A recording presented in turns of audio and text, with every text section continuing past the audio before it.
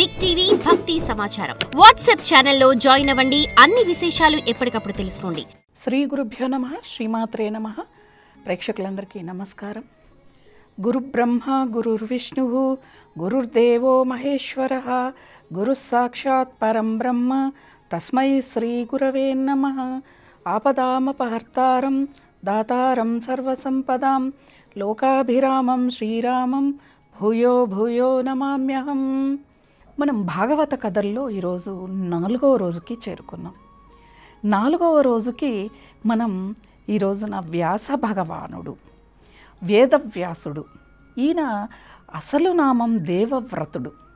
దేవవ్రతుడు నుంచి వేదాలని విభజించాడు కాబట్టి వేదవ్యాసుడు అనే పేరు వచ్చిందనమాట. ఈయన సత్యవతి పరాశర మహర్షి యొక్క పుత్రుడు. ఈయన జననం అనేది కూడా చాలా చాలా విచిత్రంగా జరిగి ఉంటుందన్నమాట. సత్యవతి ఒక మత్స్యకారుడి యొక్క కుమార్తె. ఈ మత్స్యకారుడు ఒకరోజు ఏదో పని మీద వెళుతూ కుమార్తెని తను ఈ పడవని అంటే ఈ నది ఈ ఒడ్డు నుంచి ఆ ఒడ్డుకు దాటించే పని ఒకటి ఉంటుందన్నమాట. ఎవరైనా మహర్షులు వస్తూ ఉంటారు, వాళ్ళ నదిని దాటించాలి అని కుమార్తెను అక్కడ కూర్చోబెట్టి ఎవరైనా వస్తే నదిని దాటించి ఈ లోపు నేను వస్తాను అని చెప్పాడు. అలా సత్యవతి కూర్చొనుంది. పరాశర మహర్షి వచ్చాడు. చాలా గొప్పవాడు పరాశర మహర్షి. నదిని ఒడ్డుకు అటువైపుకు దాటించమని అడిగితే అలాగే అని చెప్పి ఆవిడ కూర్చొని ఆ పడవని నడుపుతుంది. చిన్న నది ఏం కాదు, చాలా పెద్దగా ఉంటుంది. ఆవిడ చాలా చాలా అందంగా ఉంటుంది. ఆవిడ చూడటానికి వర్ణము నలుపు అయినా కూడా ఆ అంగ సౌష్ఠవం అనేది చాలా ఆకర్షణీయంగా ఉంటుందన్నమాట సత్యవతీదేవిది. పరాశర మహర్షి ఆమె నుంచి చూపును తప్పుకోలేకపోయాడు. ఆవిడ్ని అలాగే చూస్తూ ఉండిపోయాడు. ఆయనకు తెలియని కోరిక ఒకటి కలిగిందనమాట. ఆవిడ్ని చూస్తేనేమో అందంగా ఉంది, కాకపోతే మత్స్యకారుల కుటుంబం కదా, ఒకలాంటి దుర్గంధం ఆవిడ నుంచి, అంటే ఆ మత్స్యకారులు అంటే చేపల వాసన వస్తోందన్నమాట. కానీ పరాశర మహర్షికి అవేవి కూడా అంటే చెప్తుంది లేదా మనకి ఏ సమయంలో ఎలా అనిపిస్తుందో తెలియదు కదా. ఆవిడ్ని అడిగాడు, నాకు నీ మీద చాలా కోరికగా ఉంది, చాలా ప్రేమ కలుగుతుంది, నా కోరికను నెరవేర్చు అని అడిగితే ఆవిడ, నేను కన్యను, మీరు మహర్షులు, మేము మత్స్యకారులం, నా శరీరం నుంచి దుర్గంధం వెలువడుతూ ఉంది. అయితే మరి ఇప్పుడు మీరేమో మీ కోరికను నేను నెరవేరుస్తాను, తర్వాత నా తండ్రి వివాహం చేస్తాడు, నేను కన్యను కాను కదా, మరి ఎలా వచ్చే భర్తని నేను ఎలా స్వీకరించేది అంటే ఇక్కడ ధర్మం ఆవిడ చెబుతోంది. అప్పుడు పరాశర మహర్షి, నీకు అటువంటి కామ భయమేమీ ఉండదు, నీ శరీరం నుంచి వచ్చే దుర్గంధాన్ని నేను పోగొడతాను అని చెప్పి ఆయన తపశ్శక్తితో ఆవిడకి ఇంకో పేరు కూడా యోజన గ్రంథి అని అన్నమాట.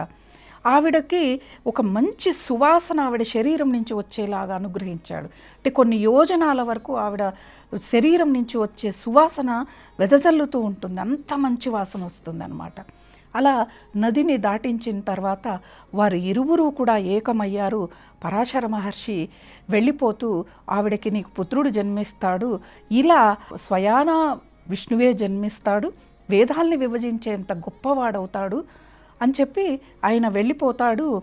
తర్వాత ఈవిడకి వెంబడే గర్భం రావటం, కుమారుడు జన్మించటం, పెరిగి పెద్దవాడవటం, తల్లికి నమస్కారం చేసి తపస్సుకు వెళ్ళిపోతున్నానని చెప్పి వెళ్ళిపోవటం, తపస్సు చేసిన తర్వాత ఆయన వేదాలని విభజించటం, తర్వాత 18 పురాణాలని, మహాభారతం, భాగవతం ఇవన్నీ కూడా రచించాడు ఆయన.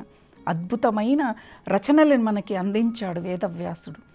అంటే వేదాల్ని విభజించాడు కాబట్టి వేదవ్యాసుడు. ఆయనకి పూర్వనామము దేవవ్రతుడు.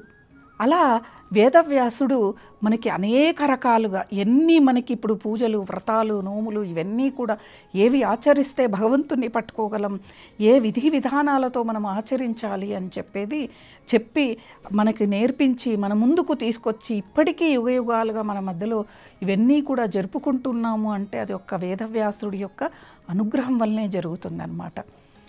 చాలా గొప్పవాడు వేదవ్యాసుడు. ఆ వేదవ్యాసుడు తల్లి సత్యవతి మరలా శంతనుడిని వివాహం చేసుకుంటుంది. శంతనుడిని వివాహం చేసుకున్న సత్యవతికి 2 కుమారులు కలుగుతారు. ఆ ఇద్దరు కుమారులకు కూడా వివాహం చేసింది. ఇద్దరు కూడా విచిత్రవీరుడు, చిత్రాంగదుడు అనే ఇద్దరు కుమారులు జన్మిస్తారు. విచిత్రవీరుడు అనారోగ్యంతో మరణిస్తాడు. చిత్రాంగదుడు మాత్రం యుద్ధంలో మరణిస్తాడు. తనలాగే ఉండే ఒక అసురుడితో యుద్ధం చేస్తూ మరణిస్తాడు. అప్పుడు సత్యవతీదేవి భయపడిపోయింది, వంశం నిర్వంశం అవుతుంది కదా అని చెప్పని. అప్పుడు భీష్మాచార్యుల వారు, అంటే గంగాదేవికి శంతనుడికి జన్మించిన భీష్మాచార్యులు ఉన్నారు కదా, ఆయనని వివాహం చేసుకోమంది సత్యవతీదేవి. సంతానం కావాలి, వంశం నిర్వంశం అయిపోతుంది అని.